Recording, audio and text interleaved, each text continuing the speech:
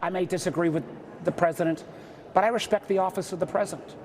And, you know, I'm probably not going to be jumping up applauding a lot, but I owe him his due as a president to lay out. And if he'd come in and done things like, you know, the president's made great progress on border crossings. That's something we ought to celebrate.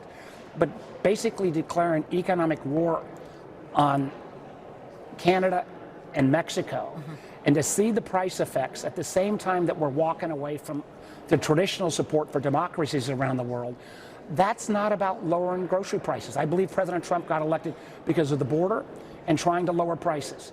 On the border, I give him good marks. On lowering prices, I think you're going to see the absolute opposite over the next 30 days. Yeah, let me just... The next morning. Let me ask you about immigration. Donald Trump last night said that in order to fix the immigration issue at the border, the crisis as he calls it, all you needed was a new president. You didn't need legislation. No legislation's necessary. You just needed a new president. That got a lot of big cheers from Republicans. You were saying on Fox News, I believe it was yesterday, that Donald Trump has done a good job at the border. So do you agree with that assessment, that Donald Trump is the only thing that's needed to change the circumstances at the border?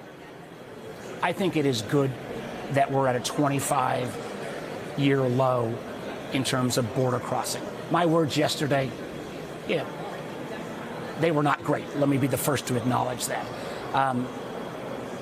And I think what he's doing to our economy and our Why weren't they great? Why weren't they great? Because the notion that the numbers are down, which I think is good for America, and I think the vast majority of Americans realized President Biden didn't have a secure enough border. Those numbers are down. That's good news for our country.